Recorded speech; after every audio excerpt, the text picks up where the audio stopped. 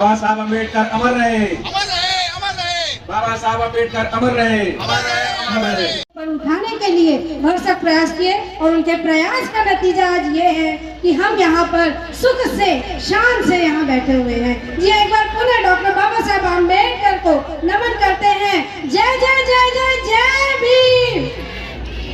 आवाज नहीं आ रही है। जय जय जय जय जय भीम। जय जय जय जय जय भीम। जय भीम, जय भीम। जय जय जय जय जय भीम। हमारे बीच हमारे पूर्व मंत्री सम्माननीय भगत जी उपस्थित हैं। मैं जयंती के अवसर पर दो शब्द यहाँ पर हमें अनुग्रहित करने के लिए, संबोधित करने के लिए आमंत्रित करता हूँ।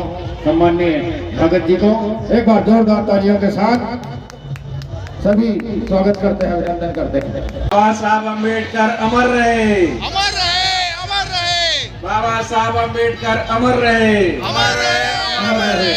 बाबा साहब अम्बेडकर अमर रहे। अमर रहे, अमर रहे। परम पूज्य डॉक्टर बाबा साहब अम्बेडकर जी के जयंती समारोह में उपस्थित सभी हमारे अतिथिगण, सभी माताएं बहनें, समाज के सभी प्रबुद्धजन, सभी लोगों का मैं हार्दिक स्वागत और अभिनंदन करता हूं।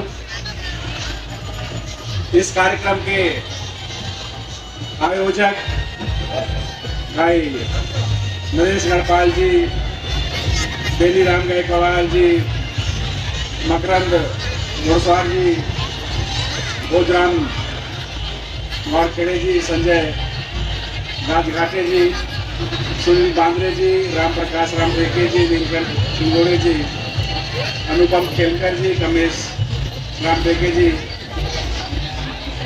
गौता राम टेके जी, सीडी राम गाड़ी जी, प्रकाश राम टेके जी, विजय राजघाटे जी, कमलेश जी और आयोजन समिति के सभी भाइयों एवं बहनों, हम सब लोगों के लिए बहुत सौभाग्य की बात है कि बाबा साहब अम्बेडकर हम लोगों को संविधान दिया, जहां पर दूर दूर तक कोई संभावना नहीं दिखती थी। उस दौर में छुआछूत, अस्पृश्यता, भेदभाव, जातिवाद चरम में था। उस समय बाबा साहब अम्बेडकर जैसे शख्सियत हमारे बीच पैदा हुए, हमारे बीच आए, वो हमारे लिए किसी भगवान से कम नहीं है। उनका जोरदार ताली बजा के सब लोग स्वागत करें, अभिनंदन करके उनको श्रद्धांजलि दें। बाबा साहब अम्बेडकर वो ताकत थे, वो शख्सियत थे जो बड़े बड़े ताकतों के बीच, बड़े बड़े महाशक्तियों के बीच अपना लोहा मनवाने में सफल रहे। ऐसे शख्सियत को हम नमन करते हैं। उन्होंने कहा था, जब संविधान सभा का अध्यक्ष उनको बनाया गया और उन्होंने जब संविधान बनाया, उस समय भी चुनौतियां कम नहीं थी और उस समय भी उन्होंने अपना जो आशंका था उसको उन्होंने जाहिर किया था। कई बार विचारों की टकराहट हुई, उनकी विचारों की टकराहट पंडित जवाहरलाल नेहरू जी से भी हुई, जो तत्कालीन प्रधानमंत्री थे। उनकी टकराहट सरदार पटेल जी से भी हुई और एक समय ऐसा परिस्थिति निर्मित हुआ कि बोले मैं संविधान सभा के अध्यक्ष पद से ही इस्तीफा दे देता हूं। लेकिन सभी ने बाबा साहब अम्बेडकर का लोहा मानते थे।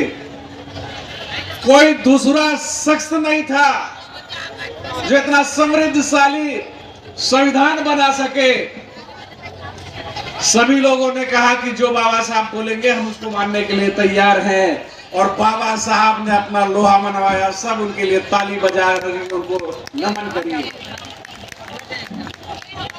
बाबा साहब ने कहा था, शिक्षित बनो, संगठित हो, संघर्ष करो, सफलता निश्चित मिलेगी। बाबा साहब के बनाए हुए संविधान, कई बार ऐसा परिस्थिति निर्मित होता है कि लोग बोलते हैं संविधान खतरे में है, और खतरे में ऐसा ही नहीं बोलते। जब हमारा अधिकार का हनन होता, जब हमारा आरक्षण पे आ जाता, जब हमारा प्रमोशन पे आ जाता, जब हमारे सामाजिक, आर्थिक और राजनीतिक दायित्वों के निर्वहन में जब दिक्कत आता, उस समय महसूस होता है कि बाबा साहब अंबेडकर जो बोल रहे थे वो सही है, आज भी प्रासंगिक है, और बाबा साहब अंबेडकर जी के बताए हुए मार्ग में तब तक चलेंगे, हर समस्या का समाधान निकलेगा। और जो बाबा साहब के बताए हुए मार्ग से भटकेंगे, हमेशा दिक्कत और क्राइसिस में रहेंगे। इस देश की राजनीति में अगर देश को कोई बांध के रख सकता है, कोई देश को चला सकता है, तो हमारा संविधान है। हमारा समृद्धशील संविधान हमको हर प्रकार के अधिकार देता है, फंडामेंटल राइट्स देता है। उसको कोई क्रश करने का कोशिश करेगा तो बाबा साहब के अनुयायी हम सब लोग चुप नहीं बैठेंगे। कई बार ऐसा स्थिति निर्मित हुआ है कि बात बोलने से लोगों को चुभ जाती है, लेकिन अगर उससे डरेंगे तो हमारा समाज क्राइसिस में आ जाएगा।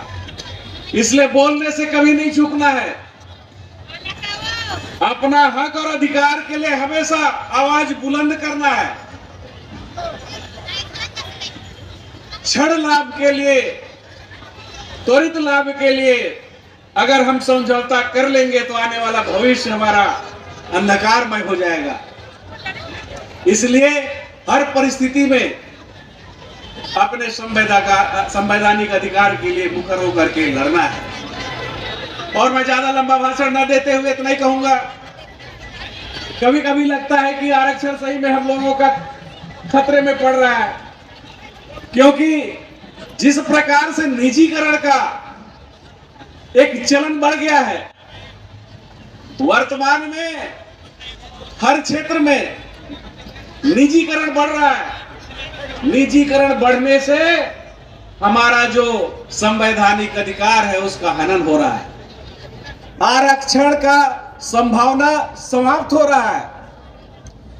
सार्वजनिक उपक्रम वो बेचे जा रहे हैं, जहां से हमको रोजगार मिलता है, जहां से रोजगार का सृजन होता है, चाहे वो रेल हो, चाहे वो भेल हो, चाहे वो तेल कंपनी हो, चाहे वो बैंक हो, चाहे वो इंश्योरेंस LIC हो, तमाम प्रकार के जो उपक्रम है जहां से रोजगार सृजित होता है, नौकरियां मिलती है, तेजी से उसका निजीकरण हो रहा है।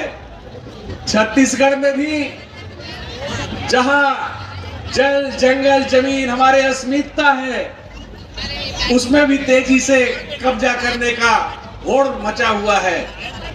हजारों हजार एकड़ जंगल को काटा जा रहा है, निजीकरण के नाम पर, माइनिंग के नाम पर।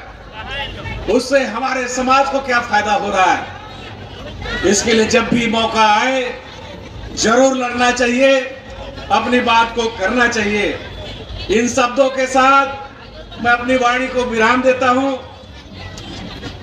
माननीय बाबा साहब अंबेडकर के बारे में, नींद अपनी खोकर जगाया हमको, नींद खोकर अपनी जगाया हमको, आंसू अपना गिराकर हंसाया हमको।